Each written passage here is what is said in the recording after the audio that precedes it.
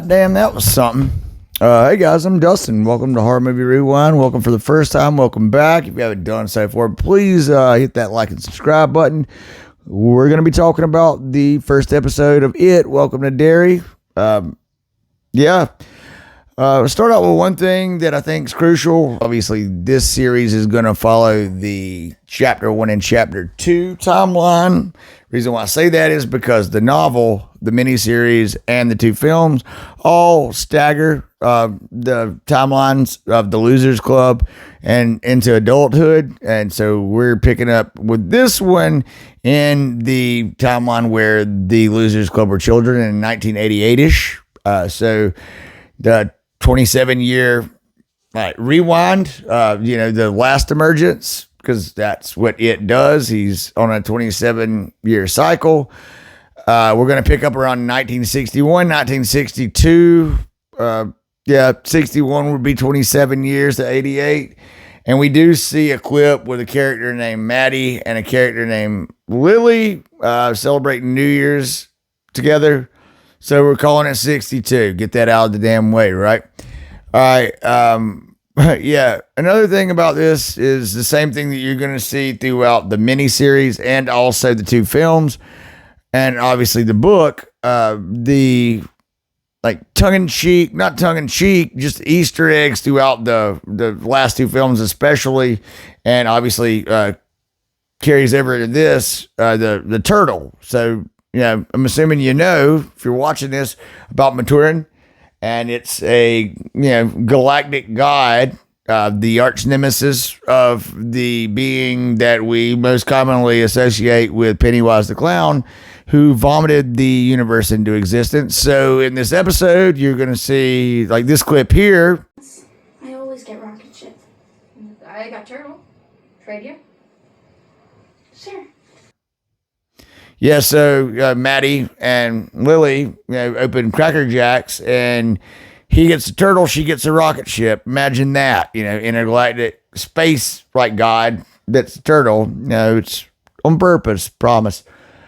And also you could probably say that good luck line that she spit out right there was not necessarily foreboding or predictive, but she is the only one that, lives at the end.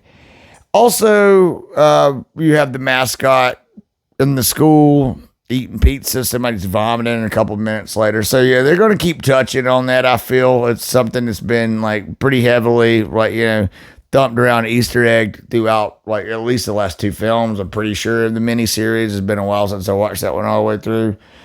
So that's out of the way. You also have a lot of ancestors to our known Losers Club, in this, since the 1988 Losers Club. So, you meet Theodore Uris is going to be the uncle of Stanley Uris that we know and love for one film. And by default, got to assume that his older brother, the asshole, is going to eventually become Stanley's father. And another familiar tie would be Major Leroy Hanlon. I'm not sure, but I would say that that's probably Mike's grandfather. Again, admittedly, I have read most of the book. I know it pretty well. I know Stephen King pretty well. My buddy Taylor Willis would slap me in the face right now for not being certain about this. He's a huge Stephen King fan. But I got to think that Leroy is probably Mike's grandfather, if not maybe great uncle. The time just doesn't really make sense for it to be Mike's father. Now, with that being said, one more thing before I get to, probably what everybody is going to say about it. I thought it was crazy, the initial scene where you had the character of Maddie, fleeing the movie theater and therefore trying to flee Derry afterwards. And the family where, again, don't hate me because this might be something that's mentioned before, but I don't recall. But the whole family is seemingly Pennywise, or at least under, control or spell, or just a figment of Maddie's imagination created by Penny. Well, not a figment of his imagination. It was real. But like, I don't recall like a group of people being controlled in that manner. And that chick giving birth to a like bat, like looking like the gremlin from the new batch flying around. That shit was fun. But yeah, I thought that was something different. But yeah, the elephant in the room is, wow, yeah. You thought you were meeting the kids that you were going to know and love at least throughout this season, and sure as shit wasn't the case, was it? No, not at all. Yeah, again, like I mentioned, you're only walking out of this one with the character Ronnie, and I don't know if she has any familiar ties with anyone. Neither do I know with Lily. But you see, Teddy, Urias, excuse me, and Phil, and pretty sure it's his little sister, Susie. Yeah, get it pretty damn quick and pretty gruesome. And I loved that.